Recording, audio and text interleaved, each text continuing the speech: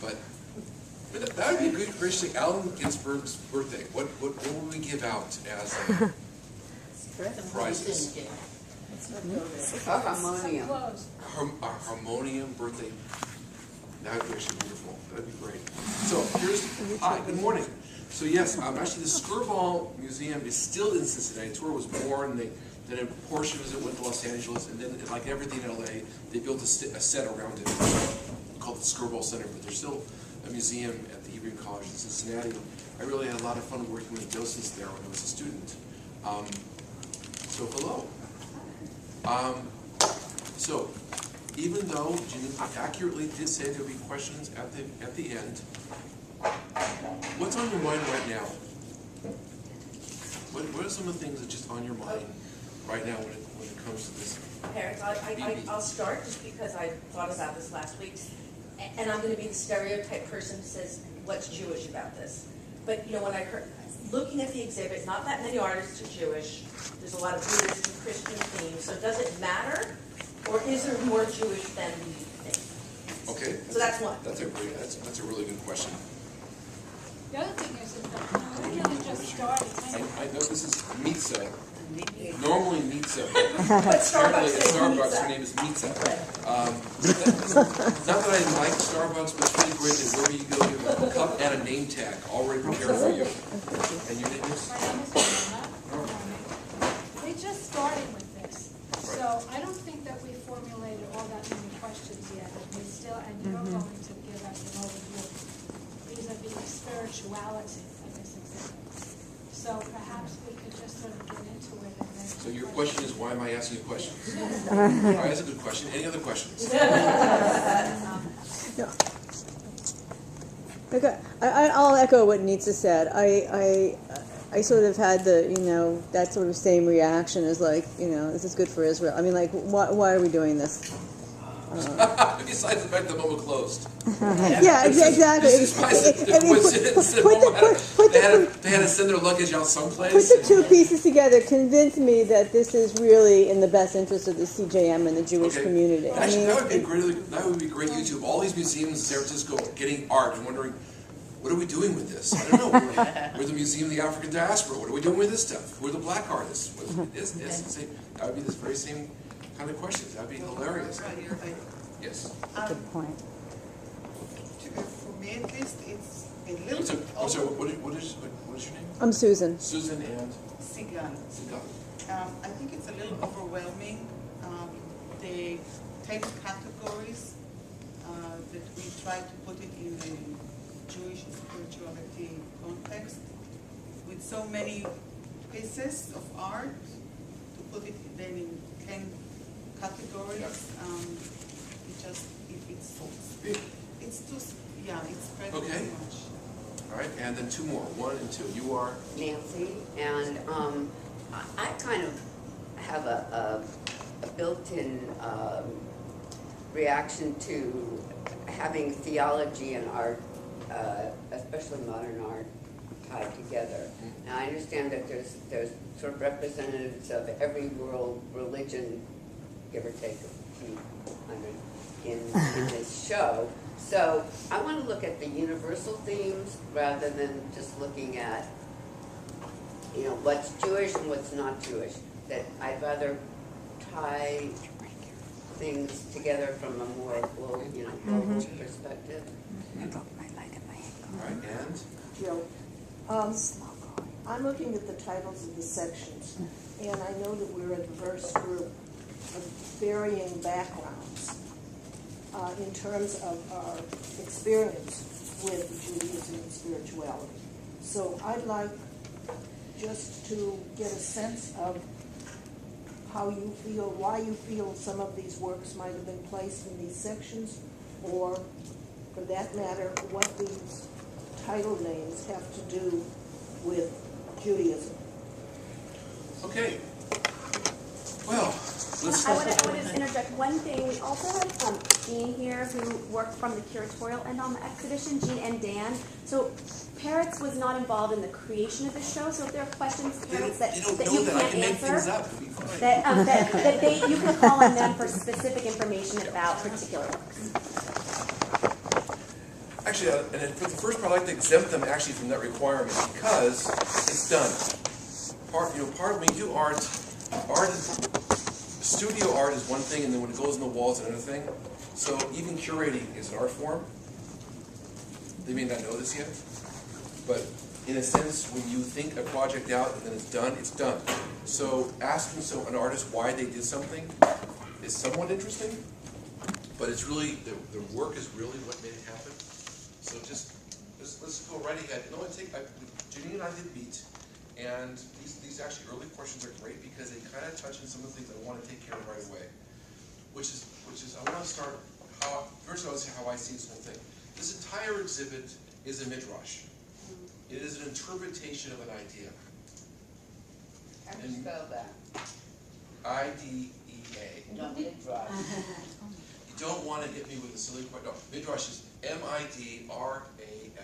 Midrash is the original Jewish art form. It's the origin of interpretation. It's how we interpret. We are an interpretive tradition. I cannot tell you what Judaism is. I cannot tell you what Jewish spirituality is. There's too many is's, but I can tell you this. We've been interpreting things we're an interpretive tradition. Does that make sense? We're not a repetitive tradition. We don't keep doing something over and over again, which is thought that's a tradition. We're not a purist tradition of whatever happened 2,000 years ago has to happen on Wednesday. Exactly, which is other moves. But Judaism from the very beginning, and I'll tell you the very first art object that is actually, Janine, is not on our original plan.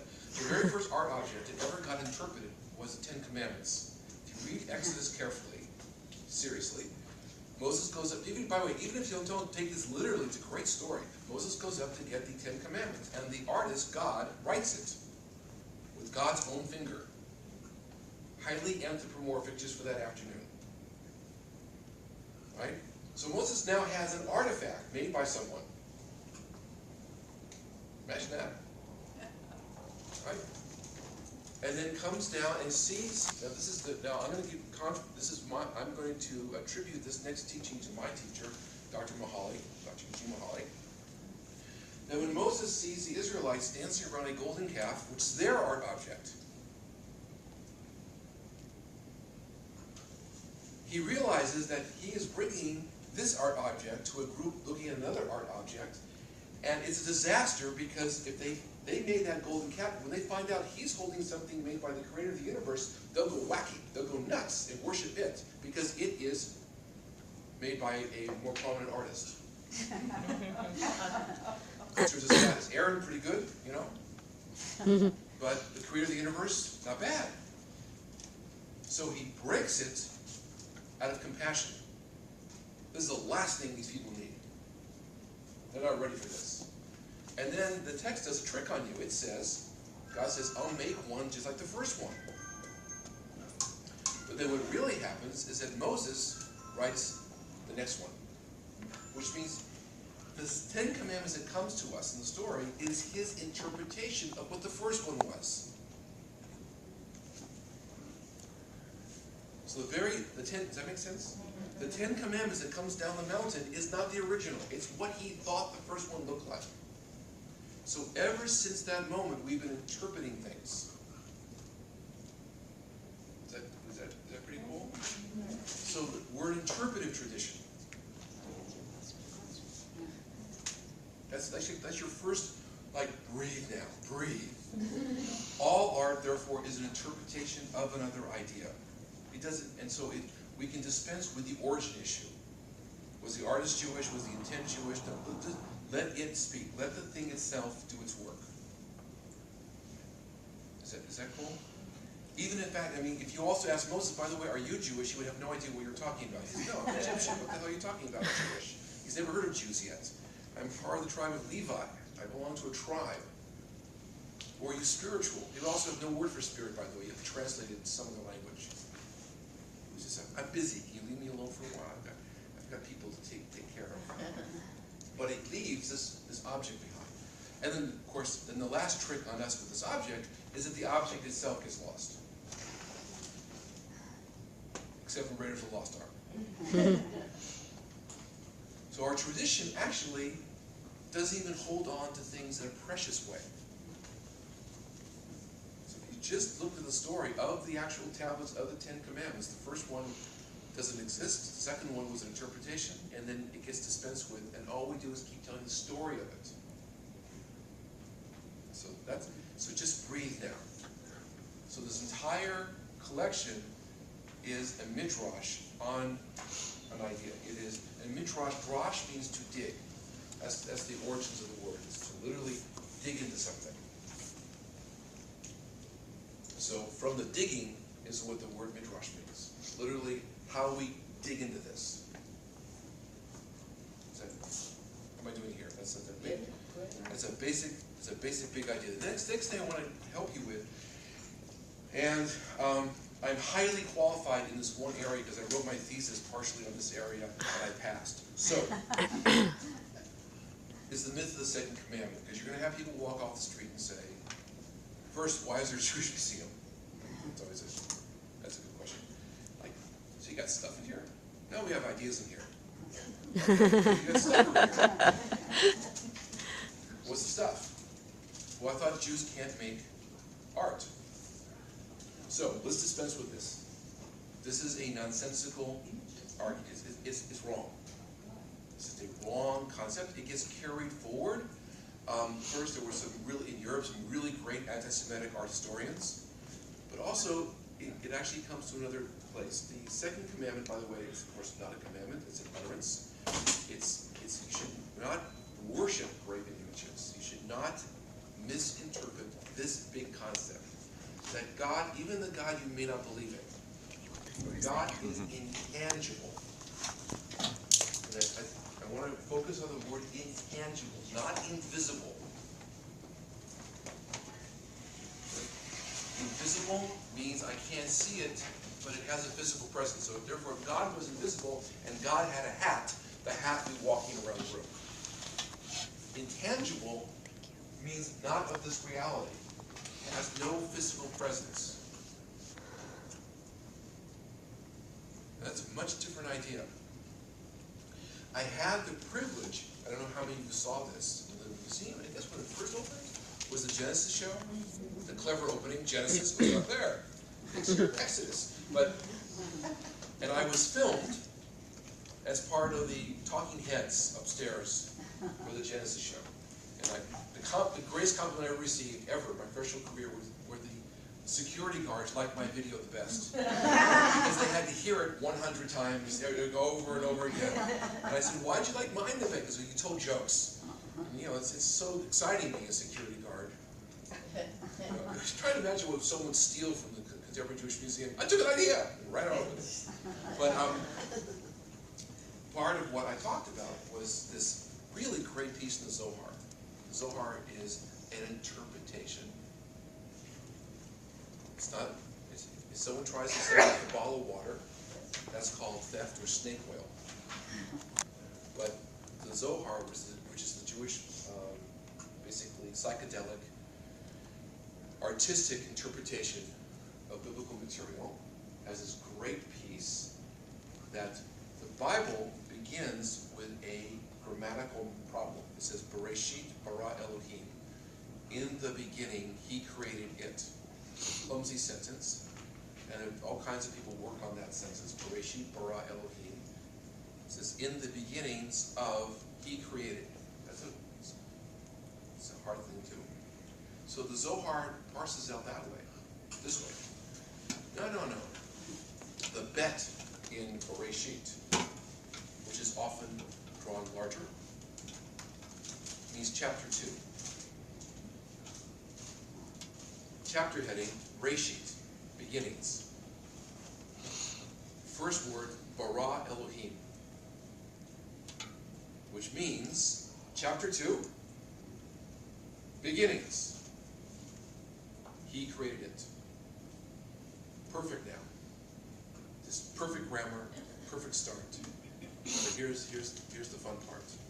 If it's chapter 2, chapter heading beginnings, opening paragraph, he created, where's chapter 1? The Zohar said it's right there. It's to the right. But you can't, it's white ink on white paper.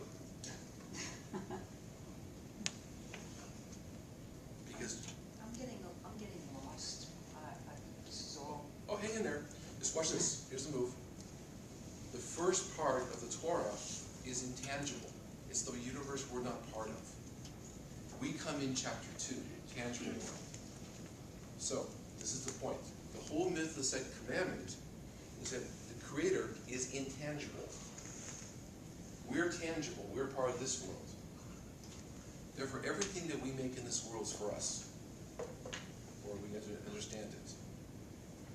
So when people say you can't make graven images, that's what I'm coming around to. You can make all kinds of images. We have mosaic floor from the 2nd century. We have Italian Jewish wedding contracts full of naked cherubs. Cute. Little chubby naked cherubs. We have beautiful Polish barrel-vaulted synagogues, mostly destroyed during the Holocaust, full of illuminations. So when people say the second commandment, you cannot worship graven images. Don't mistake the creator of the universe, who is intangible, with an object that you can contain, control, buy, sell. That's what the second commandment is about. Don't misunderstand the nature of the universe, that you can actually hold it in your hands. In other words, then art, abstract, art, figurative, art, calligraphic, art, design, is all kosher. It's all great. It's all trying to understand this world. Just don't mistake it for the Creator. That's what that's all about. So it's no mystery that when you liberate Jewish artists from the shtetl, like Soutine or Modigliani, they go straight into abstract art. Because abstraction is actually the most natural interpretation. For the Jewish artists, actually, figurative art is not as interesting as abstract art. They actually are more attracted to abstract art. If you go to an art museum, like if you go to the Palace, the Legion of Honor, who is most of the art about? You go to the Legion of Honor, not the DM, but the Legion of Honor. Most of the, what are the portraits mostly of? Jesus. What people? A lot of Jesus. A lot of Wealthy people. Jesus. The history of Western art is the history of portraits of wealthy people.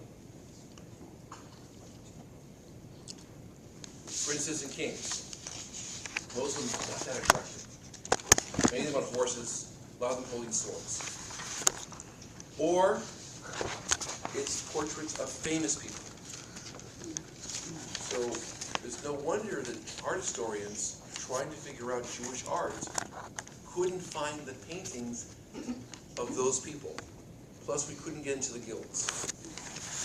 So the absence of Jewish art did not mean there was no Jewish art. If you look at the Saltowitz? Sadowitz. Thank you. I had actually a bunch of docents who know the correct pronunciation. The art in the hallway out here, where does it normally live? Menorah, mezuzah, Kiddush cup, in the home. That's why the art historians couldn't find Jewish art. They didn't knock on any Jewish doors. So people ask you, this is my help here, how can there be art here? Because this is a new move. This is we're in the world. For many years we were not allowed into the modern world, and so our art was in the world that we controlled, our homes. It was how you made a beautiful Kiddush cup, how you made a beautiful Haggadah. Some people call it folk art. The folks who have folk art never call it folk art.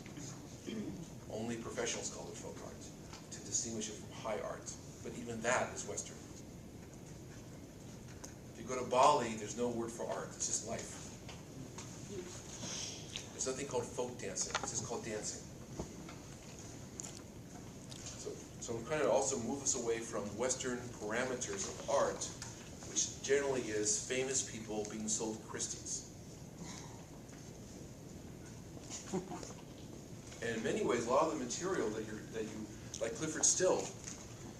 my favorite American artist, who's in the show, was one of the busting out those boundaries. In fact, it's hard to even show Clifford Still's work because most of it is larger than a room. But he purposely was busting out of gallery boundaries. It wasn't easy to buy a Clifford Still painting and build a house around it. Didn't make it easy. So part of the modern art movement was pushing against the mercantile nature of Western art. So so this is just like my opening kind of salvo of big ideas and small results, which is look at this work as its own kind of midrash, its own kind of interpretation of ideas. They did make 10 big ideas. They're really kind of grand and wonderful. Just read and pick a few that like makes sense to you. They'll figure this out. But all these ideas themselves are also interpretations. There's no rules here. They're what people did to figure this out, to put this together. So everyone says about the second commandment, say no, it's a misunderstanding. We have figurative art in the Jewish tradition. It's not a problem displaying it. Why is so much of the work abstract? Because we've been doing abstraction for a long time. The abstract is the mind at work in the physical world. So those are two actually natural moves. All right? Is that cool? Now, by the way, in Jewish life, when we enter societies as a minority that prohibited graven art, such as Muslim lands or Islamic controlled communities, we didn't do any. So there are long periods of time where Jews were repressed because the society around them repressed that kind of art. Okay?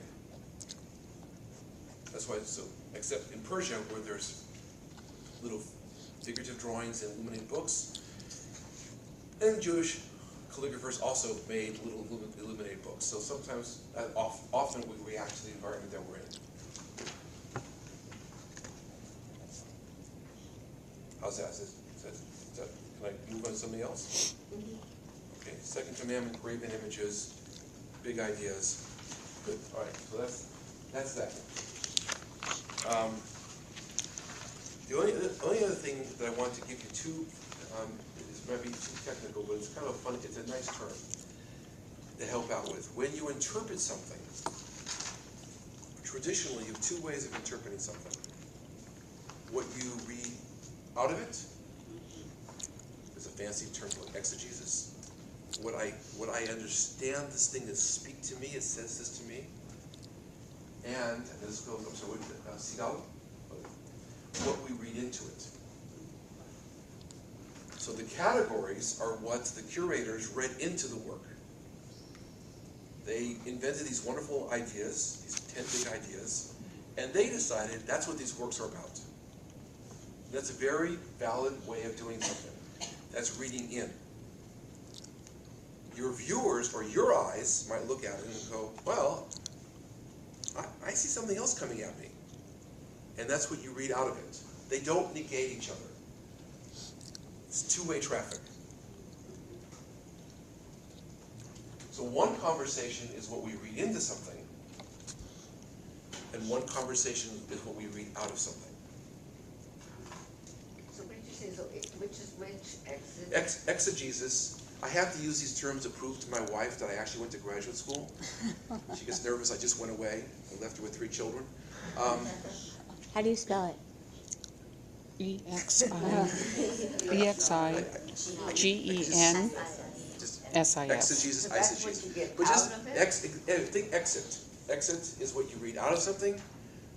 Eisegesis, what you read into something. But we do it all, and we do it all the time. And especially as curators, you're thrust into a museum world where people put labels on things. And often a label is what I read into it, and the experience is what I get out of it. And what I'm trying to liberate you from is there's no conflict. So if those 10 terms don't work for your viewers, fine.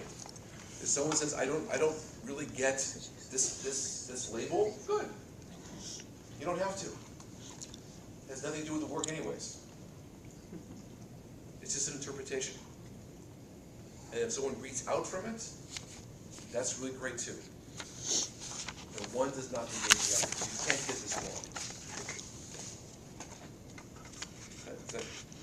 My experience working with gallery and museum people is that people want to get it right. There's a great New Yorker cartoon, my favorite, is that these two people are looking at this gigantic Jackson Pollock painting, and one of them says, "I see a bunny."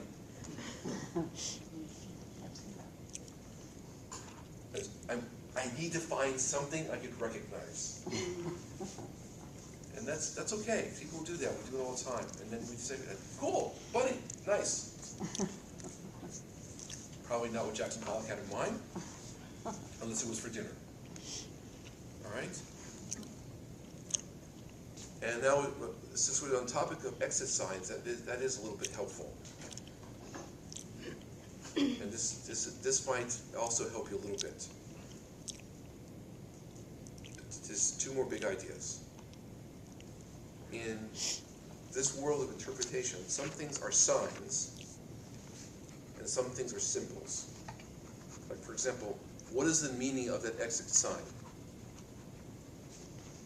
To go out. It tells you where to go. That's all it does. That's all it does. It's an exit sign. Now this work of art can either be symbolic or a sign. If it's a sign, what does it mean? It's a specific time. It's the time. If it's symbolic,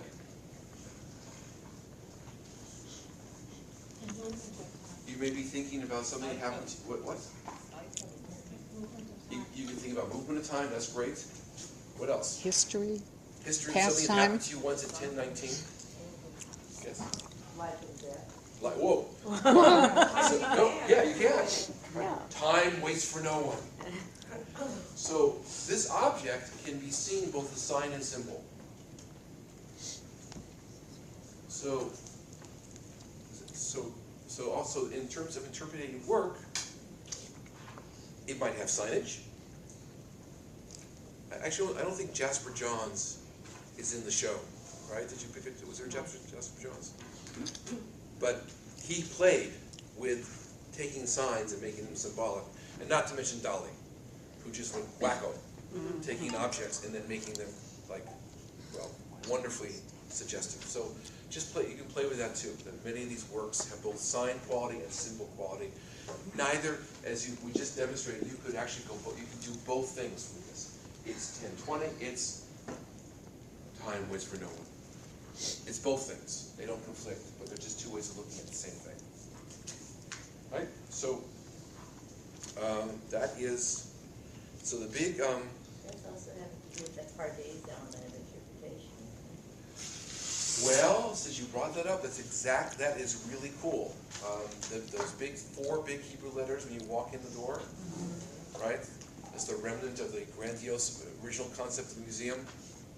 Pardes it's an acronym standing for the four classic methods of interpretation, which are Peshat, which means it is what it is. That's an exit sign. That's all it is.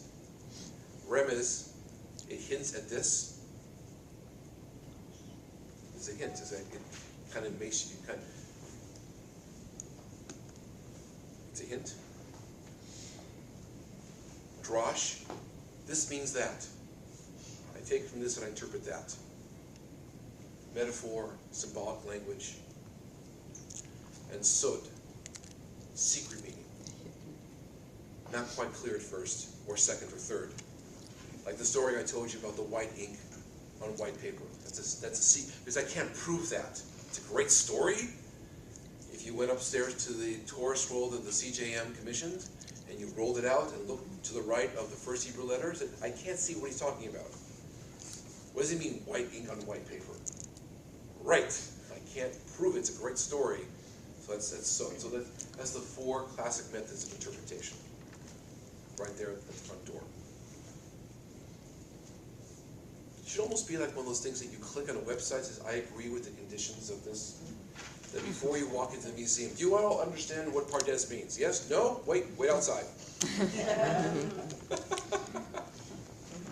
don't think the board approved that right away, but I think that would be kind of helpful, because if someone goes, yeah, I kind of get it. Some things I can't understand, some things are symbolic, some things are illusions, and some things are what they are.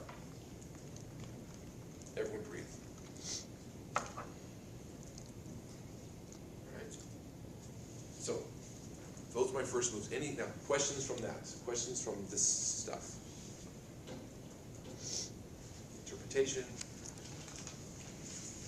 sign and symbol.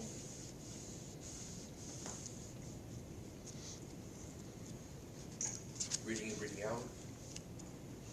That part is a little hard. That part is a little confusing. Which part? The reading in and reading out, because to me it seems like the same thing. The curators label an exhibit, a section of an exhibit, you identify that as reading in. But that's their reading out. They say, this is what this means. Only because they could, that's a great observation. And the only thing I can try to clarify is because an author, a composer, nails it. They have it's theirs to label.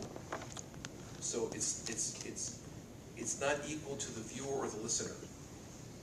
The viewer or the listener has a private understanding.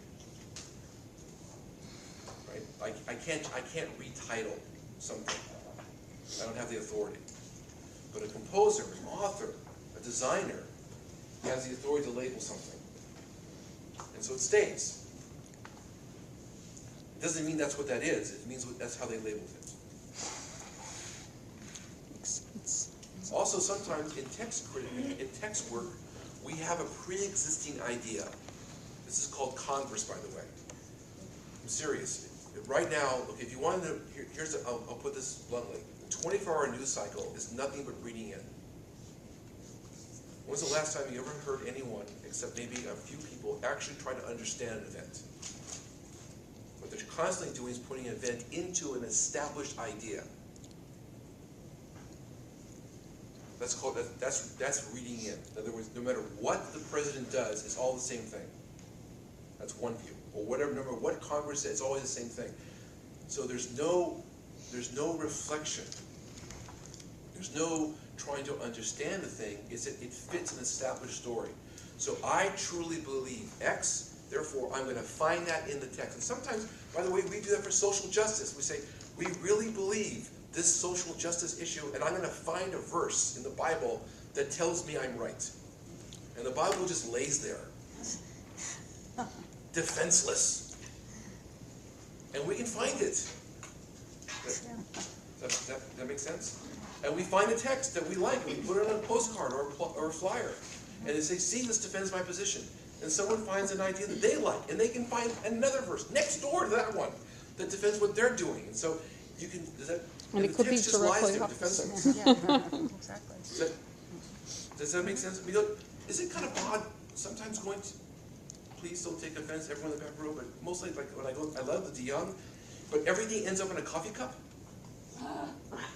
Everything ends up in a coffee cup or an apron. All art. An umbrella. And isn't it kind of weird that some art, which is really coming from a source that is anti-commercial, spiritual, ends up as a doily? Because it fit. So that's another way of reading in. I'll appropriate this image. Right? I'll find a servant girl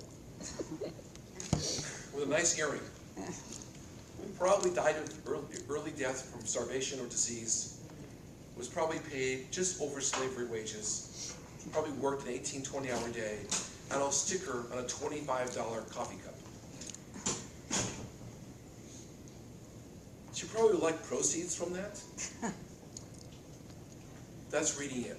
I appropriate something and I stick it where I want it. And it has no defense. It can't say, I don't want to go here. Does that help? Mm-hmm. Yes. Okay. But if you ever want to see this on live air, is just listen to Rush Limbaugh. He always picks out the part of a sentence he likes, without context. And the shamelessness of it is that no one, if he calls you on it, he doesn't care.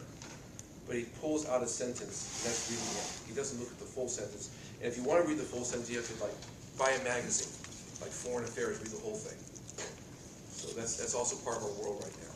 So most of the stuff on your iPhone that you read quickly is reading in. Very few people have time to read out. We're too busy checking our mail. But that's why they come here. Obviously, someone's coming here to pause and to read out. So, if I understand it, what you're saying is, if you have a preconceived notion and you're trying to support it, you come with your own system, and then you pull from somewhere else. That's reading in. Reading out, I'm trying to verbalize the reverse of that would be reflecting on something and then having it speak to you. That's perfect. On the basis of what it tells you without bringing anything to it. Perfect. Okay. And we do, and both things. And the more educated you are, the more traffic there is back and forth. That's the danger of the educated mind. Is you're trying to do time, and you're trying to say, what period was this in, or is this impressionist? So, Is Peretz, you told me I could do this. What? You gave me permission, or in our meeting, to move on, because I think that if it's okay with the group, if everyone understands it, I feel like we're getting caught up in the eisegesis exegesis. I think everyone's probably wanting to move on. Okay. So I hope you're not offended. You told me I could. But that was a perfect condition. Yeah, and I think it's really thinking about the exhibition and the categories that we're given, the themes the exhibition's given us, the labels, the artist backgrounds, and then versus what we and our viewers bring to it, and thinking about those two things working in companionship. So that to me is the big takeaway, and we could talk about it later, but I think probably everyone's ready to move to the next topic. Good. Thank you for not being offended. No, that's really good. What seemed problematic last time, and this may be on your list, is the whole idea of tzimtzum. Yeah, nobody, a lot of people never heard of it, didn't know, or, all that. So I think if that's critical, yeah. This is good. This is now. Can everybody put their phones on vibrate or on off or silent, please? Thanks. I heard the new iPhone's coming out, and anybody whose phone goes off at a public event gets electrocuted when they. It was from Wait, Don't Tell Me. That was one of the predictions for what Apple was going to do. It's supposed to be at work. I get distracted when people have their iPhones and they ring to a melody I really like. Yeah. All of a sudden I go there. And then they, perfect symbolic moment. I'm gone now. I'm listening to Nocturne. So Tzimtzum. Now Tzimtzum, first of all, there's two great moves. It's not, the piece is not called Tzimtzum. Right? Right. Zim. Oh, Tzimtzum, it's not Tzimtzum? It's not called that. Oh, it's not called that, okay. Which is great. Does anyone know why it's called that? Why it's called Tzimtzum, or why it's called Tzimtzum? Yeah. Wait, it says Zimsum. That would be a Peshat reading. That's a sign reading. Is what it is. I'm gonna make my own interpretation. That's not Tzimtzum. That's an artistic interpretation of Tzimtzum. It would be, like, for example, there is a tradition amongst religious Jews of never using the word of God in conversation, that you would say the same word in prayer or study. That if you were in the context of a service or prayer, you could say Elohim, one of the names of God. But if I'm just talking to you in conversation right now, it's like Elohim. They purposely mispronounce it. Now, it's a symbolic name to begin with. There's no name for God. All the names for God in the Hebrew are symbolic. There's not one proper name at all, ever. It's a trick that we play on ourselves, because if you can name God, then you objectify God. We're back to the second commandment. There's no name. Even the word God is actually German. But in Hebrew, there's no name for God, because that means that God's a chair or a table, things that we can understand. They're just kind of words like Ha'el, the one that's above. Ha'el HaKadosh, the one who's above and really separate. Or Hamakom, the place. So it goes on, it goes on for Hashem, the name. It just goes on for a long time. So I think it's really cool that the thing out there is not called Simsum, because that's something else. Simsum is a creation of the very fertile mind of Isaac Luria, who was a Kabbalist who lived in Sfat. And he's trying to understand this idea of the tangible and intangible. Because what's the conflict in the Bible? If God's purely intangible, then where's all this stuff come from?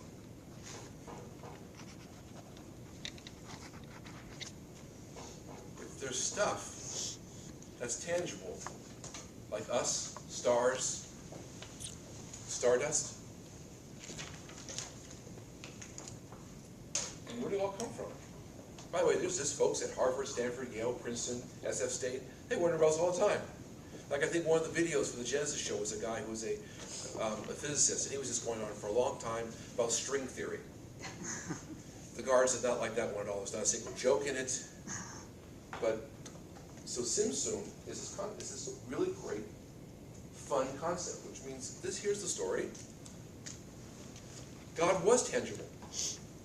Filled the entire universe, because God is boundless, infinite, and perfect. And therefore, no room for us.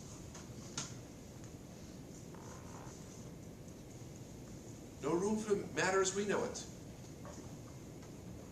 So God simsumed, contracted, removed God's self from the universe, left a space, and filled it with us, including planets, dark matter, quarks, quasars, light, cold, radiation, stuff. And in that, by the way, that it didn't go well. In that move, there was some cracking. Everything that was left behind is kind of messed up. There's a lot of little pieces.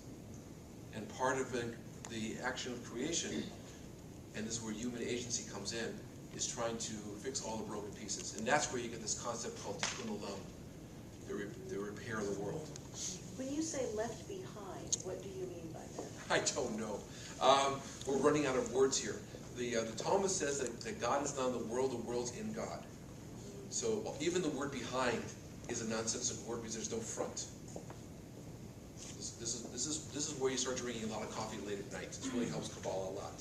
So the idea of we're in this world that we're in, the tangible world, is inside an intangible understanding. And I know I lost you earlier and I feel bad about that, but that's that white letters on white stuff. There's a part of this whole thing that we're just not going to get. We're going to keep making up stories and creating art and creating poems to try to explain this, but we can't explain it because we live in the tangible world and the explanation is not tangible. The cracking, is the cracking in the tangible world or the intangible world, or that's not clear either? Right. Yeah, okay, thank It's you. perfect. Because a crack is, what's a crack anyways? No, what's a crack? It's the absence of the object. It's what we think is the absence of an object. What if it's the thing itself? There's some art right in front. Gold, is it Goldsworthy? Golds? Oh, and Andy Goldsworthy. At the young. Yeah. Is that a crack? Which part is the crack? Is it the hole or the stones around it? Mm-hmm. That's just great fun. That's a good pause for a second now. Which is just go there one day and say, is the crack the thing left behind or the two solid pieces next to it? Or both? That's just enough. Just have fun with that. If someone gives you an answer, they're probably right or wrong.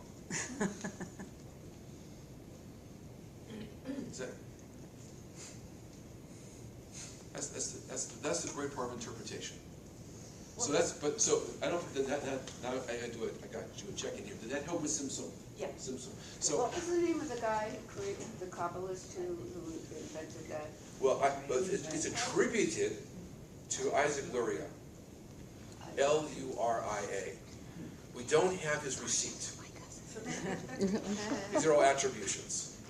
Does everyone understand like the technical, when, what Rabbi Peretz explained, like what Tzimtzum actually refers to? Is everyone clear on that? It's this whoosh thing. It's this, I'm going to make room for you. It's a concept. I mean, it's basically a physical rendition of this concept. Yeah, it's an idea, and the artist went and made a thing. Now, here's the part if you were Freddie so kindly, it was still roped off. We couldn't do it. And here's the part. This is a piece of work. Where was it before? By the way, it was on the roof. So also, those of you who dealt with art, and a lot of you are professionals, you know that also it went one place, it was brought to another place. So they were showing me that there's ping pong going on, and there was this happy kind of klezmer music being played out in the lobby, and people were, you know. So the art is already affected by its environment. Environmental art is really difficult because it's now in a lobby. So it'll be interesting to see how you can try to recreate whatever the artist had in mind as you walk through it. Because it's already not where it came from. But it felt like, I couldn't, have you guys walked through it yet? No. You can't, it's roped off, isn't it? We just installed it this morning. Oh, okay. Ooh. Yeah, the idea is for visitors to actually walk through it. Right, so it'd be really fun. You should do some dry runs of just by yourself without anyone watching you. Just walk through and see what's going on here. What is, because I don't know, I'm wondering, am I walking to the crack of the universe? Or am I walking to the contraction before the expansion? I think it's open for possibility. But let it go that if your students ask you, what does this mean? I suppose your best response is, how does this feel? Because it's a feeling story more than a meaning story. When I first saw it and heard about it, it made me think of Stonehenge. Okay. You know, and you can spend a lot of time there, but you still don't know what it means. What I was going to say is, doing my research about the contraction of God to make room to the universe, what's left are the bits of light at the end, so that when you walk through Tzimtzum, it's dark, a little confusing, and then it ends at the light at the end. And these are all good moves, because even the story is an interpretation. The story is an art form. It's not science. And the way that we tour is we're constantly questioning. We're not talking and telling them, we're asking.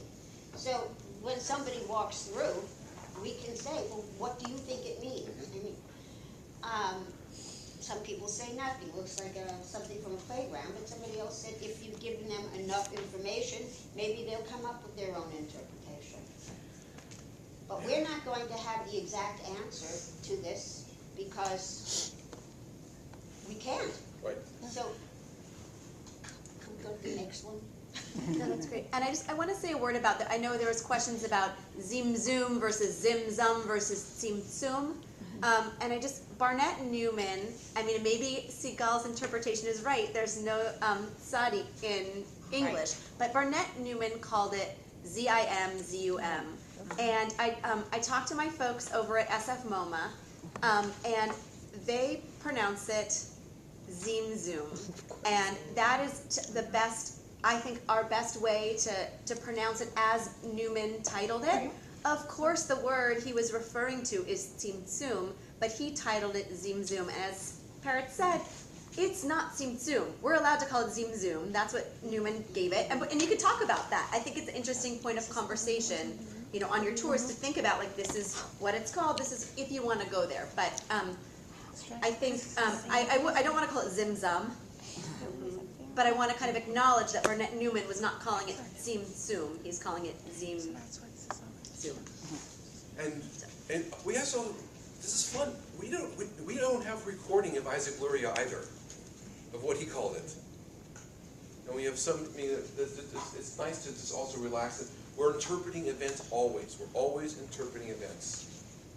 So we have what we think is an accurate rendition from some time past. We'll wait for the next PhD to tell us what we actually are missing about. Okay, that's another part of this. The tradition that this is coming out of is that Hebrew is written with only consonants.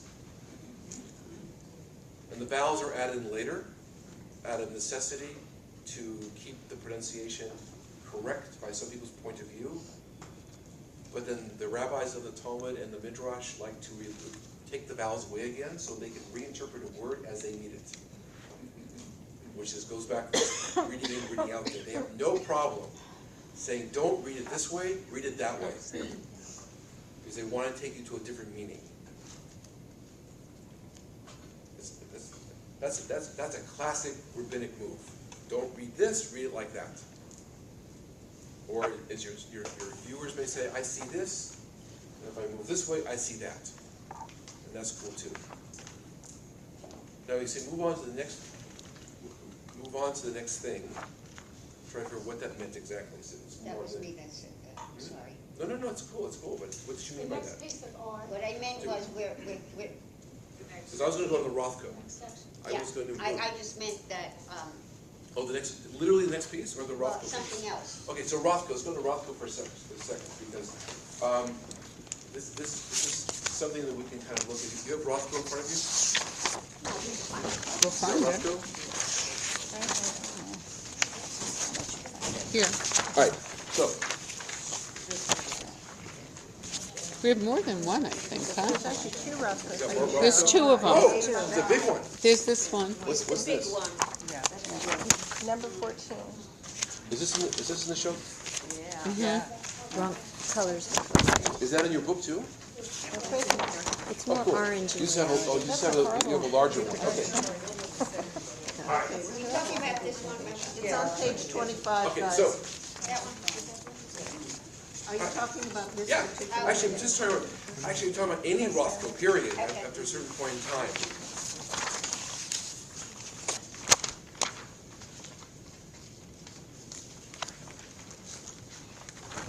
So here's the one thing I can add to a little bit about Mark Rothko, and it may not be. Actually, maybe we'll do exactly as you just did. When you see this, which is this number piece? 14. 14. Number 14.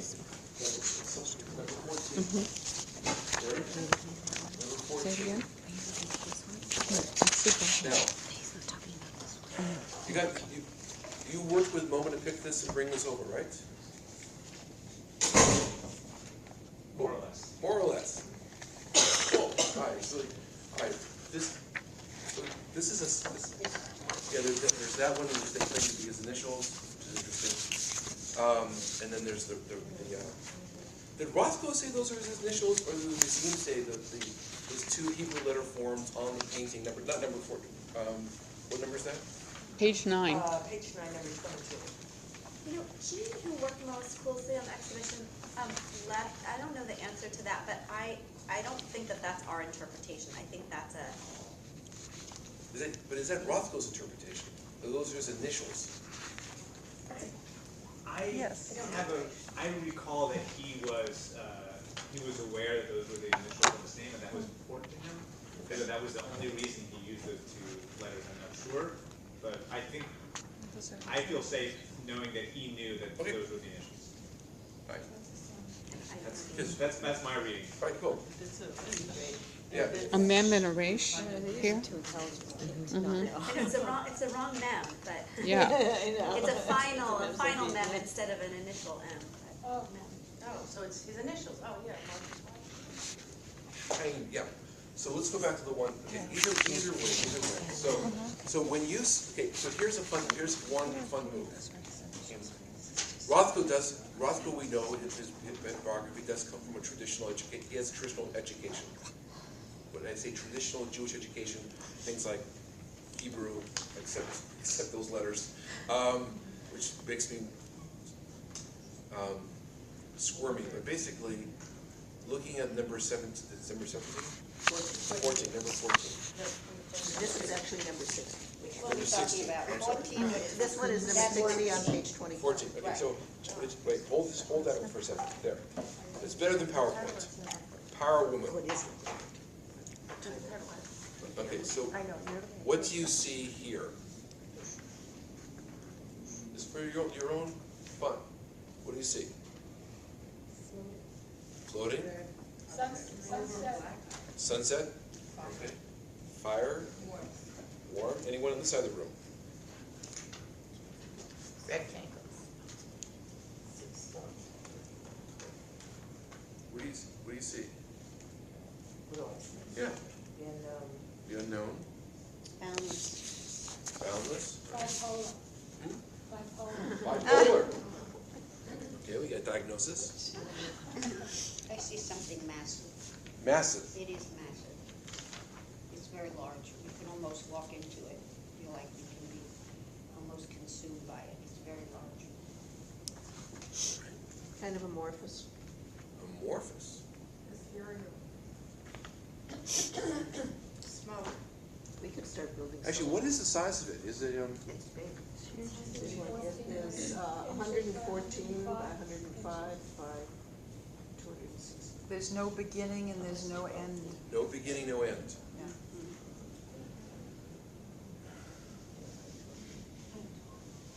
So the only thing I can just toss in as a speculation is that one of the neat things about Rothko's work is that in terms of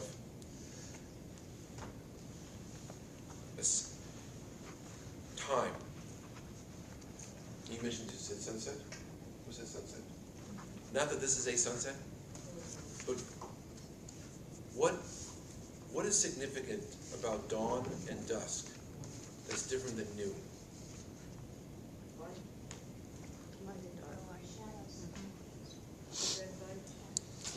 Shadows. Shadows where? Dawn and dusk, and that's the difference between dawn and dusk and noon. Where the shadows are. Oh, the way shadows fall. Yes, yeah. that's cool. Okay, what else? Where the- Dawn, dusk, noon. They're the two bookends of the day. Two bookends of the day. Noon is the apex of the day. Okay. The light in the dawn and dusk is very red.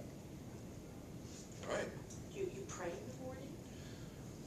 If Well- that's or, I mean, is there like, because there's an opening prayer, I don't know if there's closing prayer, I don't know if that's a connection.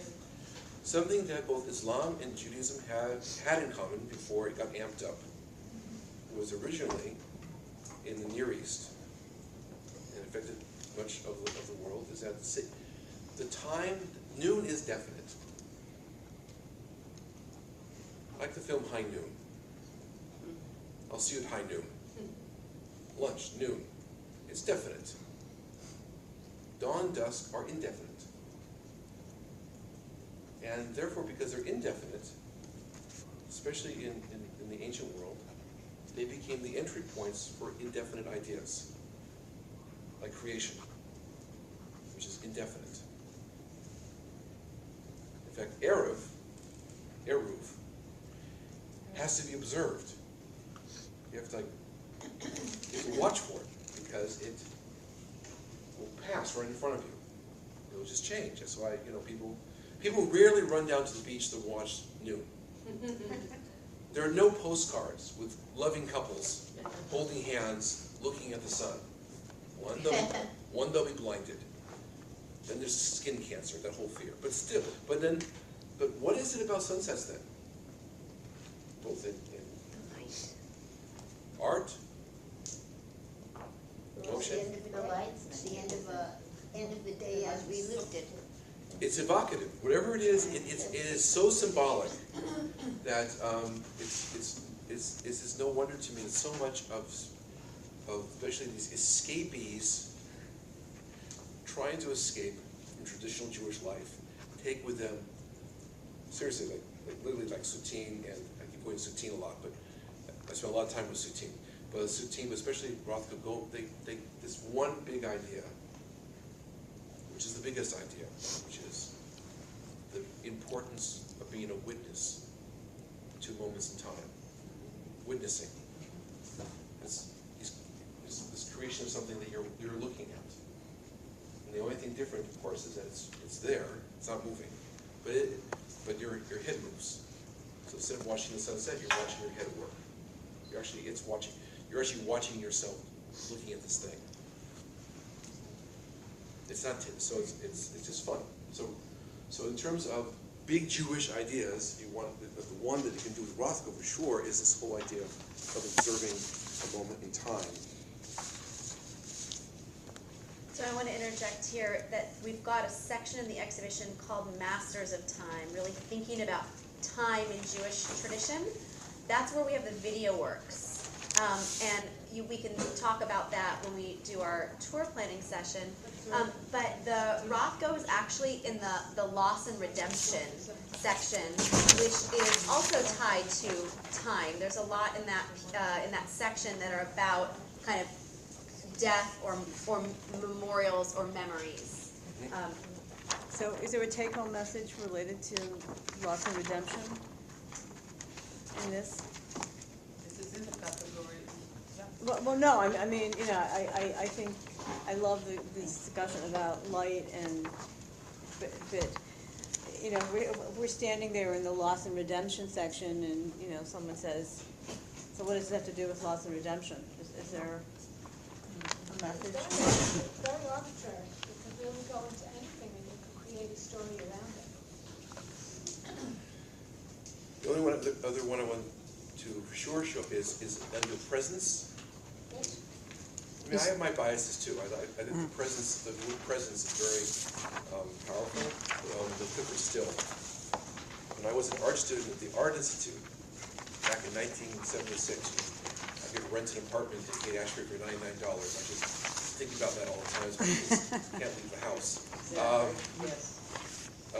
But I used to go down to the old. Anyone would go down to where Roma used to be? War Memorial Building, right? Yeah. There was a room. There was a room just for the Clifford Still paintings. Right. Because there was nowhere else to put them. It's like you just couldn't put them in the back of your car. Did anyone? So you saw that room? What was it like? I just have a vision in my mind of a big yellow painting for glass. Yeah. I don't know why it's stuck. Yeah. And I used to spend afternoons just sitting on the bench and just staring at that painting. This huge, huge canvas of Clifford Still. Does anyone know where Clifford Still was from?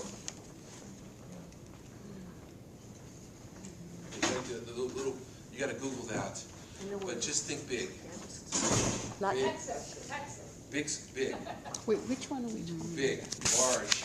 Russia. Oh, Latvia. Still? Latvia? Clifford Still? No? It's American. Just gotta do your work, but no, not Jewish, but beyond Jewish, beyond anything, just beyond. Now, I think it's in the section called presence. Now, I thought that was just I had a great time because I went right back to my life sitting on the bench trying to be present for that painting. There's the paint. It's not. I need to be present for it. I need to sit still myself, literally to take in this vastness, this thing. In fact, I was always disappointed in boundaries. There was one time I scared a guard a lot because I tried to walk towards it. I was almost going to be arrested. I tried to get close to it, stay focused until I lost peripheral vision. I went like, when can I just get inside this painting? But I couldn't. I couldn't stay. I just couldn't do that. But I wanted to get inside. So I want to go to this idea of presence. I'm going to have license here. I'm taking license here. You too, world you. One of the names for God in the Jewish tradition is Hamakom. It is the strangest name. Not a name, by the way. Hamakom means the place. And it comes from the Bible, where Jacob says, God was in this place and I did not know it. And later on, the Kabbalists, actually, no, the rabbis, take first, and then it goes into Kabbalah, Jewish mystical tradition, this idea of since the world is, I'm looping back, since that God is not in the world isn't God, that any place I stand is the place.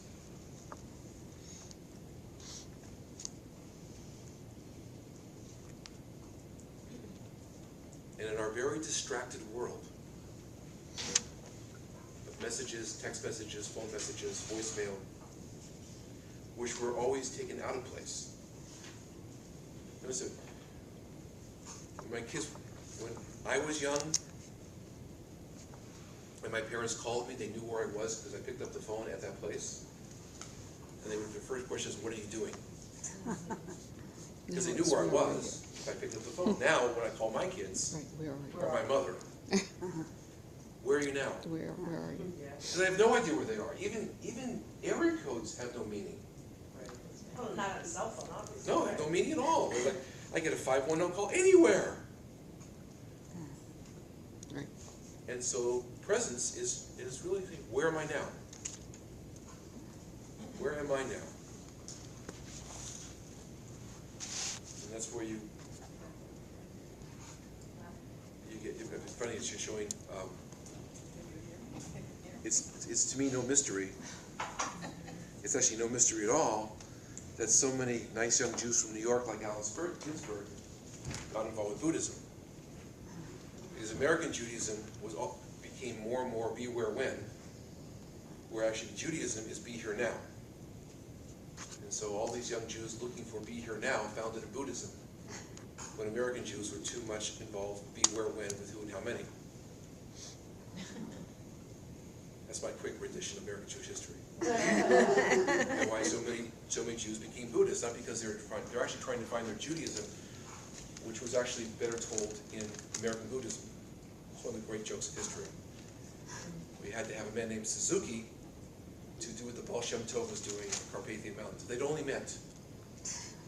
But basically, that's what I was trying to show about the Clifford Still piece, is that this really is a deep Jewish value, virtue of being present where you are. I thought the title, the larger frame of presence was just repute, because it talks about this notion of presentness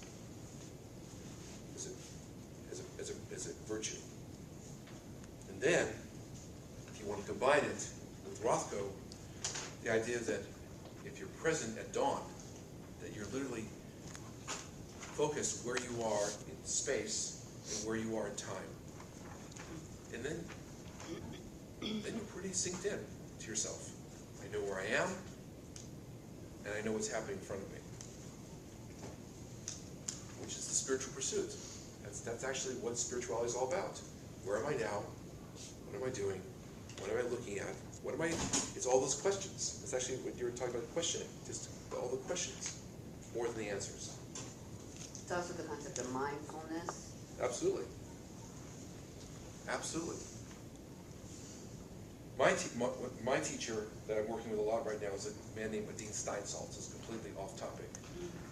Lorraine's going to start having some kind of drifting right now, but because we just finished a Talmud class together. But everything he does ends up back to mindfulness. Every Jewish law, every Jewish practice, everything has to end up with compassion and mindfulness and gratitude. You basically have the package right there. If it doesn't end up there, it's of no purpose. So even the whole spirituality movement is basically a critique on mindless, pointless religion. And trying to get back, what was the point? And some of these art pieces really give you an opportunity to talk about mindfulness, presentness, and reflection. So are you saying that interpretation is sunset and sunrise, or dusk and dawn, as opposed to emotion or color? No, just one take. One take. One take. But it's no mystery to me that so many of these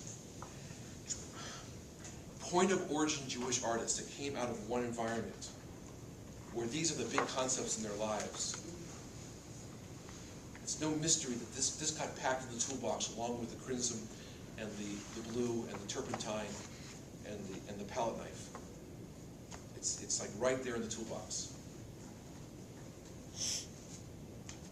I mean, think about, he's on the show, but think about Chagall paintings are about basically nature gone crazy. Right? Stars, moons, upside down brides. But it's all his life. The toolbox of his life displayed in bright, beautiful colors. So those are the two that I selected out, just the Clifford Still piece and the Rothko piece. Yes. Back to where Clifford Still is from, Denver, Colorado? Because the museum is in Colorado. But I don't think that's where he's from. Well, you said big. I did say big. North- So think North how. Sorry. What? It's North Dakota. It's North Dakota. Yeah. Oh But think of the Great Plains. Think of, right, so North Dakota, but if you're, anyone ever visited the Dakotas? Right, is this, and you know they call it Big Sky Country, Montana's called Big Sky Country? You know why? It's really big. The day I got out of the Greyhound bus in Montana, and I went, it is big! The curvature of the earth is different here. It actually is a larger sky. It's not even an interpretation. It's really weird. You actually need to travel. I was 19 years old. Wow! I thought, it is Big Sky Country. As compared to Manhattan, which is narrow sky country. Right? So any other points or observations of any of the work in your packet? Please. Help us with the conundrum. These works of art, 50 or whatever, have been in MoMA for many years, in different rooms in different places, without being under the umbrella of spirituality. And so the museum closed, and we were lucky enough to get these X number of paintings. And our curators gave what I'm saying, and it's not a criticism, an artificial construct of saying 100 years of the spiritual and modern art. Because here it's interpreted differently, and there it was not interpreted under the realm of spirituality. And so when our guests come in, and this question was brought up earlier, again, I'd like to bring back, how are we relating this to Judaism? Or are we not? Are we just saying, this is going to be an exhibit about spirituality, and you bring it to it what you will? I would say this to that. If there is a quest in Judaism, it is to be present in the universe, cognizant of where you are, what you're doing, and be and have an attitude of gratitude towards a larger work of art, which is called creation, that you're part of.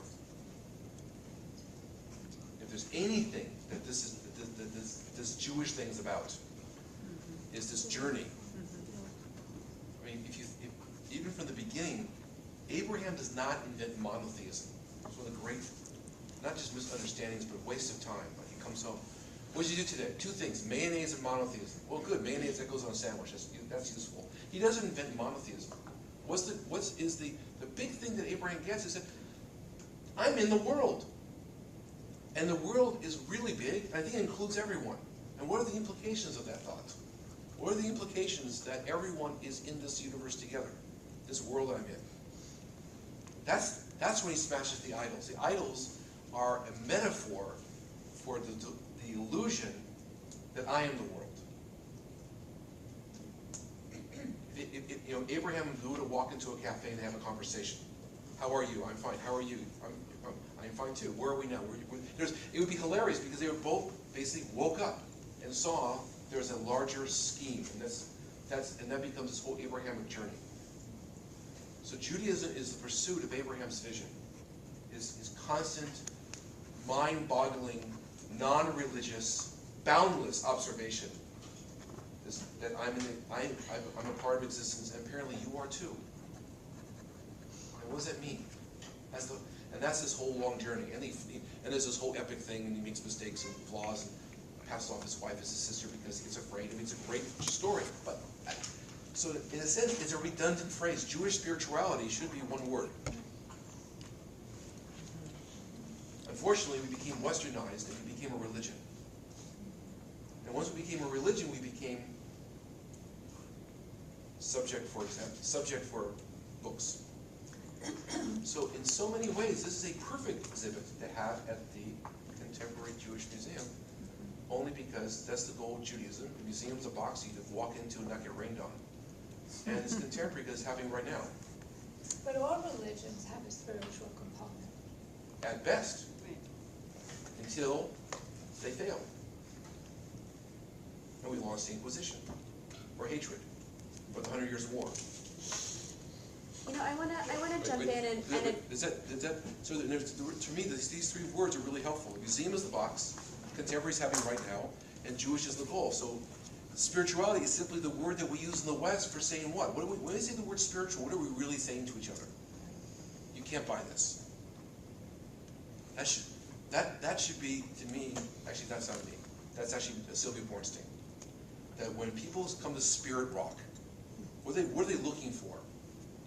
A commodity that has a non-commodity experience, even though they have to pay for being there. But ideally, they're not selling anything.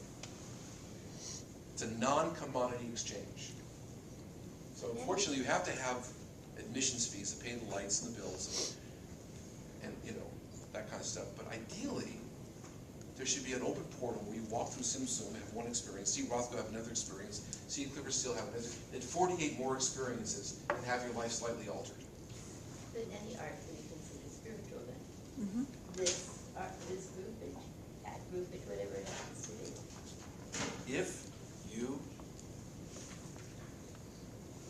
meditate on any object, and you're inspired to think that life is short, you've just turned the sign to a symbol and moved into thought. So that's Duchamp's great move. Just take this toilet seat and move it to the gallery.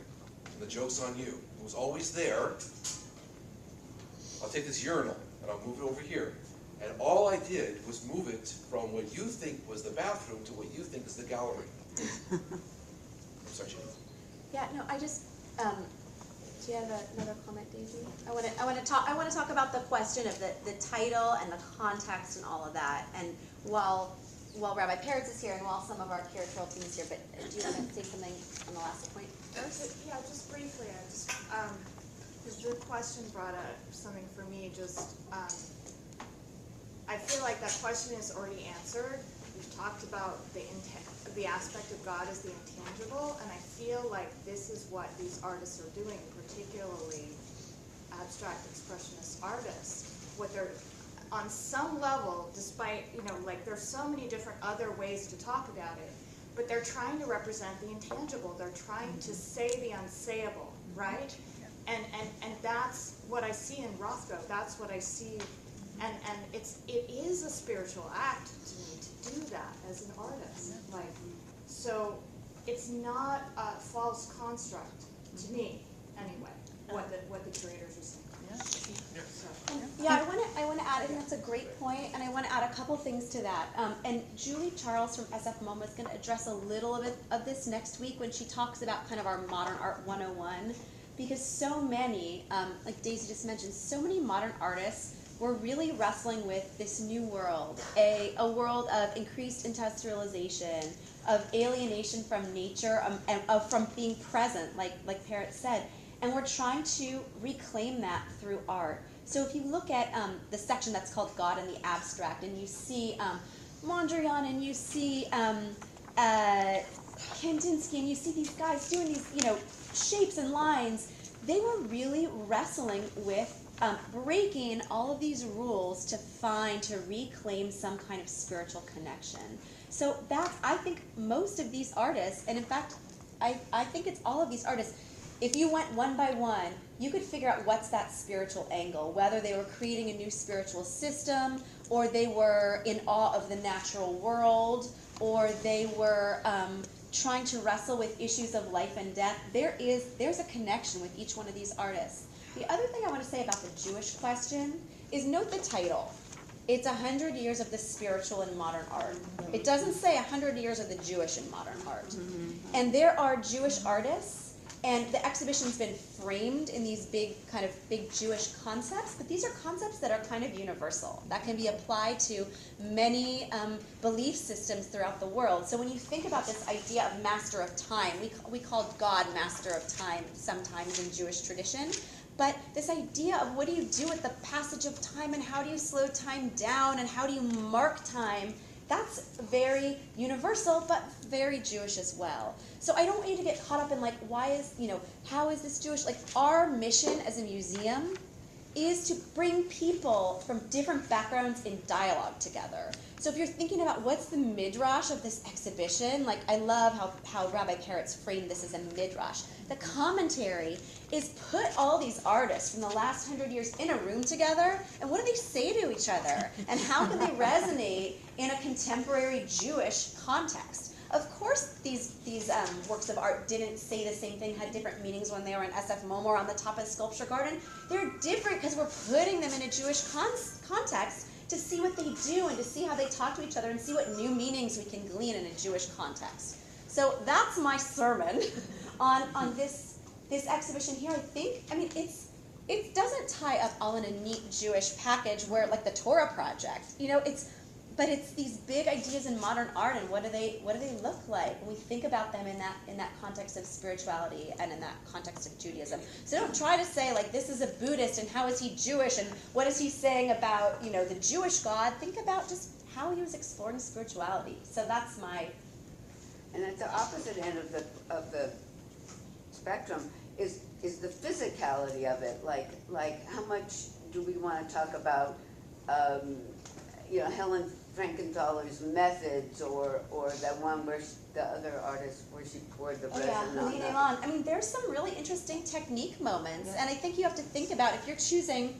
I'm derailing you, and we'll get back to it. But if you're choosing 6 artists or 8 artists that you're touring, some of them, if you want to stop at the Helene Elam piece in Genesis, that's the piece where she put the oil in the and let it break open on the canvas. Like her process there is very interesting. It's about creation and birthing, and so the process is important. I think some other pieces, the process is less important. So it just depends on the work you choose. Other questions? We have about 15-ish minutes. Other questions for Peretz or questions for? I don't want to put you guys on the spot, for Jean or Dan, or other kinds of things we want to address in our last 20 minutes. I'm going to sit back. Oh, I have a question for Dan. We were talking about the Rothko being included in this show from SF MoMA, and somebody mentioned that you selected, the curators here selected it, and you kind of smiled and said more or less. So I wanted to. And I wanted to tell everybody.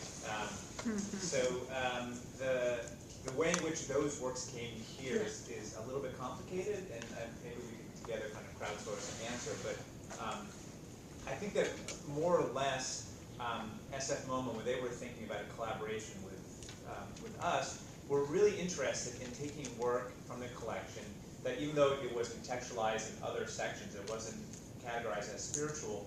We're very interested in having us as a collaborative institution recontextualize some of their work. They wanted to open the doors up, and they wanted to take a look at works that was clear had some spiritual dimension, and let us kind of work with it. They actually wanted to, one of the curators over there said, they wanted our help in radically recontextualizing some of their work, taking it out of a very particularly rigorous art historical place, and bring it back in a way to a more urgent and personal and complicated, ambiguous spiritual exploration of the artist, him or herself. And so we kind of decided on a group of works that fit that pretty clearly. There was some back and forth, some horse trading, and I don't remember each of the 60-some odd works, which ones, who decided what when, but that was kind of the basic conversation.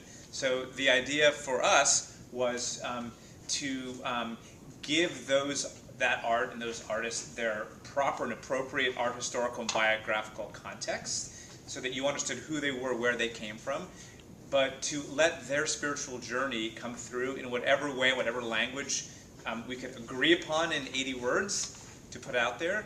And on top of that, or below that, or inside of that, to have 3 or 4 solid, essential Jewish ideas that worked very specifically maybe for the Jewish artists, but also were resonant enough to work with all the artists. So is that an intelligible answer? That was so helpful. Great. And then the other thing. The other thing that I don't know if Jean mentioned. Hi, Jean. When sorry, I'll put the camera down. When she gave the presentation last week or 2 weeks ago, is that there was also, in choosing the artist, there was a sensitivity to time, making sure that there were some artists from different moments in time, but also gender, and representing different religious traditions. So it was intentional that there were some people who are from non-Western traditions. It was intentional that there were, Buddhists and Muslims and Jews and Christians. It wasn't just like these white Christian male painters from the early part of the 19th century. So that was another factor. I don't know to what extent you mentioned that.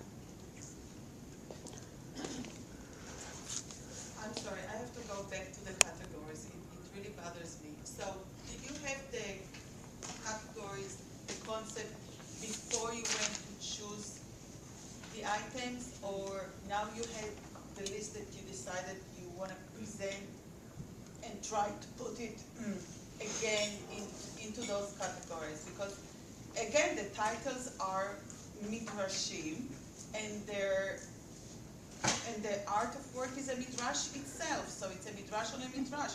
But now it's your midrash, and I feel like I want to pull a Peretz and say yes. both things are true, and that it's when you write a song, does the music come first or the words come first? And there was a back and forth. I mean, when there was the idea of doing a show where there was a spiritual or Jewish lens to put on some of those work, there were a certain number of topics that seemed that they would, no matter almost what the work would be resonant. The idea of abstraction in some way, the idea of interpretation.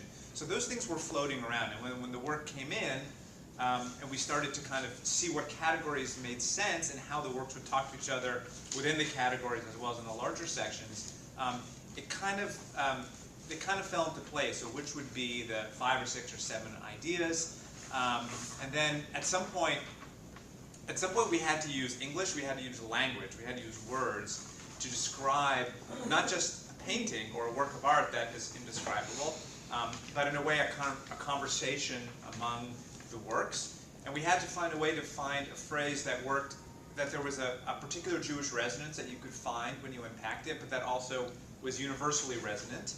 And so the art of finding something that kind of worked for everybody in a way, that was a very complicated and difficult piece of the show, and that there's there's an ambivalence and ambiguity to it, like there's an all-midrashim that is inescapable. And overall, this is a show, this is a complicated and difficult show to get your hands around. And the metaphor that I use and we often use is, it's kind of like the Talmud. So the Talmud, if you've spent any time with the Talmud is not a recording of ideas and laws.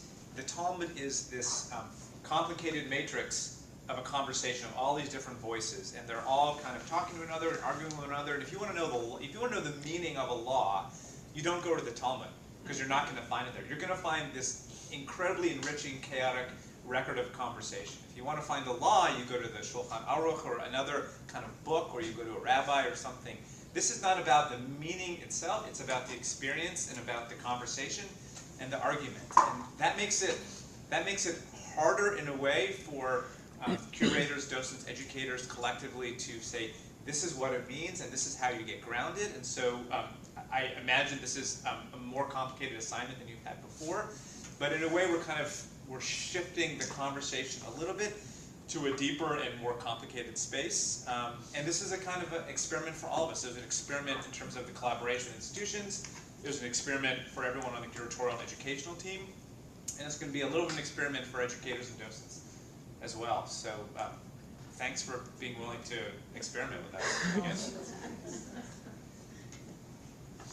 Other questions? So you didn't ask me the joke that all the guards liked in the Genesis show. Man comes to God and says, God, how much to you is $1 million? God says, but a penny. How much to you is 1,000,000 years? But a minute. Can you lend me a penny? And God says, yes, in a minute.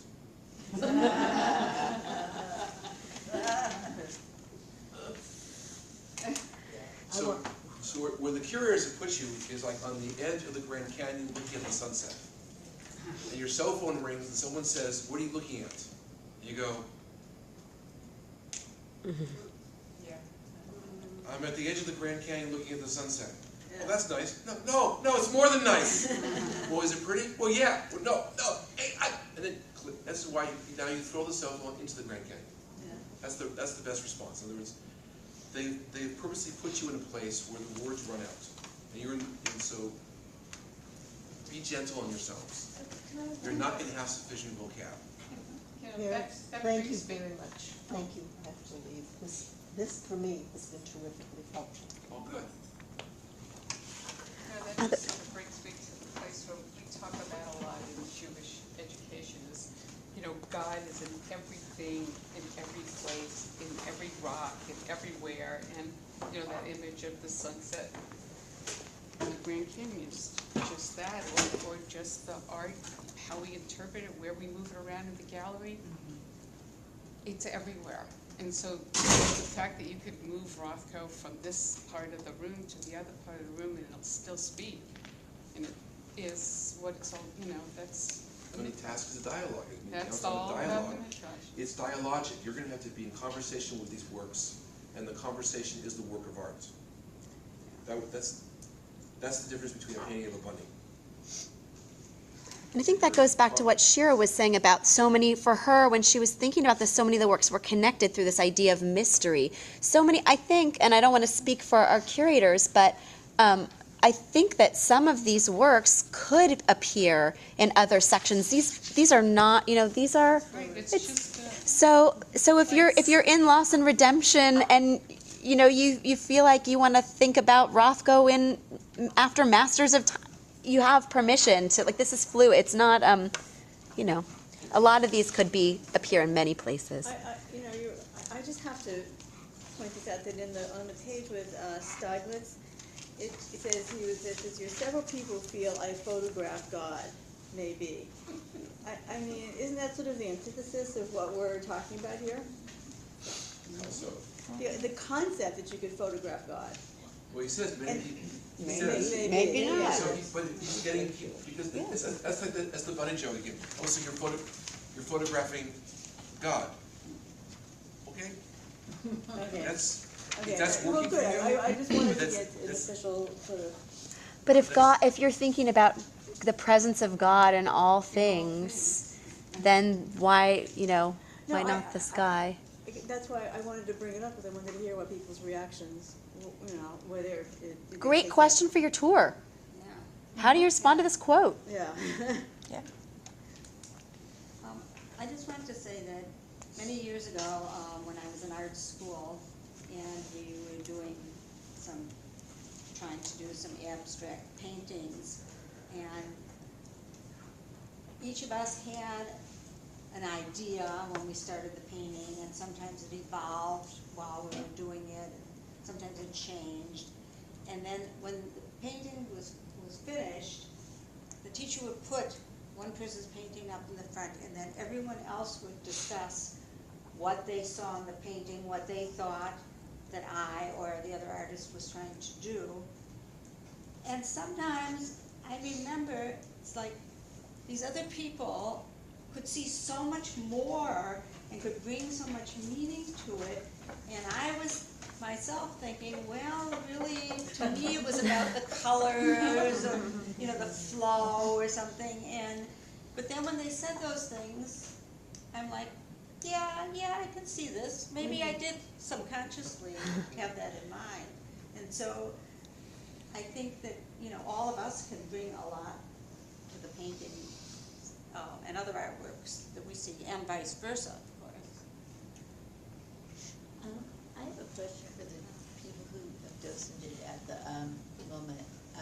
We've had very little abstract work at the Jewish Museum, and I could see some people coming, I'm going to the Contemporary Jewish Museum because I'm Jewish, and I'm going to see, the mezuzahs or whatever it happens, their preconception. How do you deal with the people who really don't understand abstraction, want to walk right away, and of course they're going to walk away, but if they engage you, how do you talk about the value, whether it's spirituality or the artistic aspect of it? lot of that has to do with feelings. Pardon? When you stand, and if you're in MoMA and you're standing in front of the Rothko, no one says, what does this mean? Right. You're No. looking at it and you're saying, look at the colors. Do they give you any, do you have any emotion, do you have any feelings? You're talking about non-objective art. And you're not looking for meaning. We're not giving them meaning at all. No matter what that text says. We're not giving them meaning. We're just asking. And Rothko is one of those where you really can start a dialogue more with teens and children than adults, because adults are a little bit nervous in the beginning. But you can start a dialogue as to what this is. Rothko doesn't say what it is. He doesn't say this is so-and-so. So what the rabbi said is, it's left his easel, been put on the wall, just like we talked about Kahinda Wiley. Came on our wall, and we're looking at it through a different prism. My feeling about Rothko is the prism is going to be the same as MoMA, because we did not ask for anything specific. We asked for feelings and what's happening there. And it's a piece that he wanted you to feel enveloped by. He wanted you to enter and be part of it.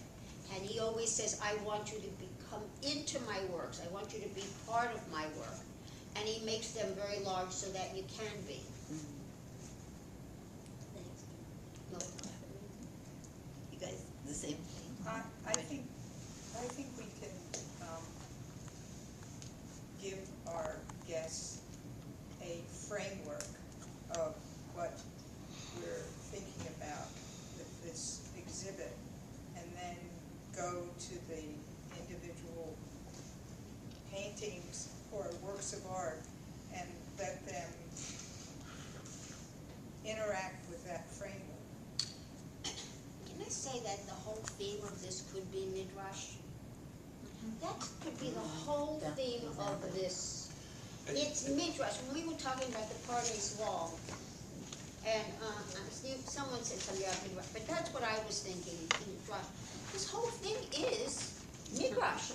We're asking, we're discussing, taking what you say, not necessarily agreeing, but that's what this is. This whole theme of this is Midrash. And if we could explain in the beginning of our tours what Midrash is, I think that would make our tours that much easier. Because from the minute today when we were discussing it, that's what I thought. This is Midrash. What do you think? There are no words. The only caution I want to give you is that not all communities of thought see interpretation as a virtue. I understand that. So Right. as the first, but that's not a small move. Right. That's kind of a large move. And so you have to kind of assess your, yes. Well, we're always asking. We don't lecture. We're always asking. But you may just, I want you to, your point is great. Well, taking my experience both in art and in academic world. Like when I teach at GTU, I'm always, not always, yes, I'm constantly need to be reminded, not all the students come from a tradition where interpretation is a virtue. It's usually an error. And if you, so you got to kind of adjust that, your frame. So you're saying they're not going to have I'm just putting a caveat there that I began by saying that the Jewish world, if anything, is an interpretive tradition. Supposing you don't use But isn't interpretation. abstract art just by definition an interpretation? Yeah. For some people, it may be decoration. But I don't know. I Hilarious would stories find of it people hard going to an artist and saying, I need something to match my Red. sofa. I need something. So, okay, they're not, this is like these nightmare situations where I need something about 15 by 17 that looks nice next to a blue sofa. They're not kidding. Yeah. So I want a work of art that matches my sofa. Okay, now we're in decorative art. That's fine. Is Midrash only interpretation? Can it also be discussion? No, at least, maybe I confused, you had such a nice thing you said, I blew it. I'm just putting out that the prior understanding is that this is the virtue that this community holds. I see. That the prior understanding is that we engage in the tangible world and interpret it. don't own it. And you know, for those of you who are also maybe starting out with architecture, if you look at that Pardes wall first, I think that's a great way to think about it. Like, these are 4 ways of interpreting something. In Jewish tradition, we interpret. Let's go and look at this midrash of an exhibition. So that's the preamble discussion, which is basically here are the ground rules. You're entering an interpretive world. Right, and by the way, and you're cool, you're valid, and that's the other move. And your interpretation, remember, where you come from, as long as you're involved in that art, that act of interpreting is kosher, is fine. You can't, right? It's a human move, but it's a value that we hold dear. And then you can say, then that's what, and we call it this. We call it midrash, or we call it interpretation. But that gives the permission to either speak or be silent, because silence is also an interpretation. Allowing people not to talk is often also permission, just to feel. Not all. That's always the problem in groups. You have the people who raise their hands first, and then people who, like 2 days later, come up with a really cool idea. Yes.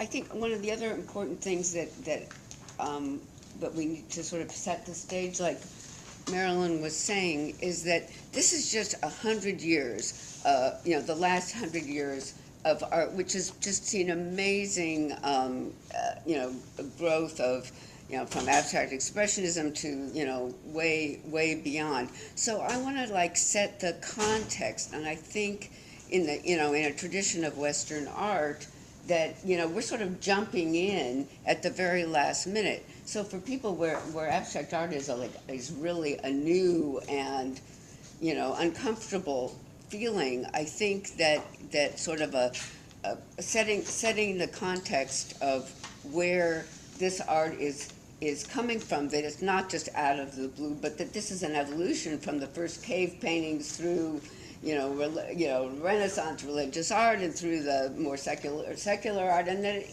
this is where it's ended up at this moment. But it's especially with the computer art, is going to keep evolving. Yeah. And bookmark that, because we're going to talk more about that during the session on Tuesday night with Julie. Do you have a question? No, I was just going to say, I think an important thing that we've not spoken about at all is, in fact, that this is an exhibit of modern art. And when we give our tours at MoMA, I always start my tours by saying, well, what's modern art? And we have a little chat about modern art, and certainly in the context of this exhibit, we'll be talking about modern art, and what is it? It's artists breaking the rules, using new materials, doing things differently. And then, of course, we have the huge element here of spirituality. But I think, the tour theme needs to, of course, revolve around what is modern art. Mm-hmm. But the link group, by the way, is that, in a funny way, if they happen to see the beat photographs, Gary Snyder, Ferengeti, if you read their poems, they're modern artists. They're modern poet artists looking for the spiritual in life. Alcohol didn't help, but the beats were also really part of this movement of finding the essential and the spiritual. And so you've got these two, this is me speaking out of turn, you've got two moves in the same building of looking for the essential in life, either through the spoken word, the written word, or the non-word, but they're not that wildly different. To speak to being uncomfortable in abstract modern art, I have to admit that I look at modern art sometimes and it's just like, I really don't even know where to begin to think of. So having a little structure here and having these different categories, I think it actually be helpful in some instances, just because for me and for other people, sometimes it's just like you look at a piece and you go, I just don't have a clue where to start with this. So I don't necessarily, in the beginning I thought having these different headings sort of put a label on something that maybe you didn't want to have, but and now that I'm thinking about it, it might be a good thing. Yeah. So just because starts you somewhere. It starts a discussion somewhere. So, and then people could say, actually, I don't think it belongs in this section. I think it, belongs in this other section. But at least you start someplace. If I may, there's a great nexus of if you can't laugh about this stuff, it's really not helpful. My favorite ways of explaining, I've never done this in an art museum though, it's really funny. I teach Talmud all the time. This is my preoccupation in these last couple of years. And the Talmud, as described, is this vast ocean of material. And some people say, why is this here? Like, why is this little, like yesterday, why is this little piece here under this category? That's your question. Like, why is that there? And because in the compilation of the Talmud, which is 700 years of committee work, someone filed that there. Now, and I explain it like this. You all remember Zero Mustel? Yeah. Oh, thank God. This is such a nice feeling already. Anyways, Zero Mustel, besides of all his great, attributes, was also, in addition, loved art. You know that, right?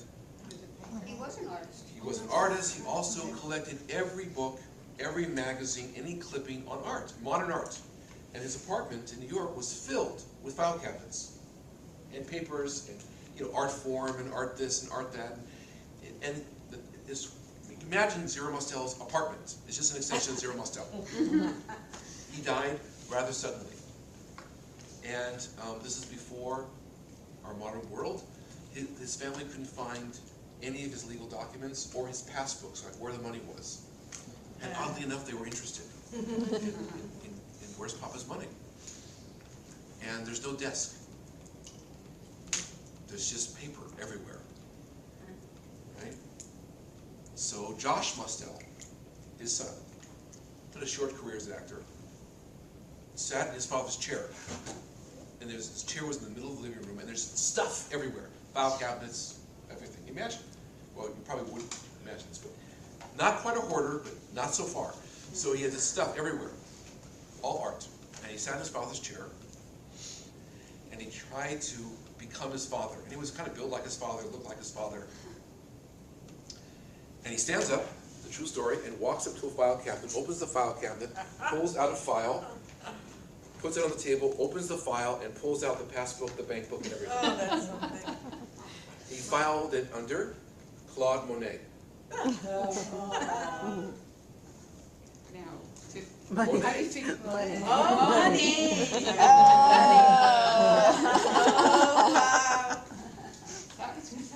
Where would Dad put his stuff? Wow. Not Modigliani, not likely. Under Monet.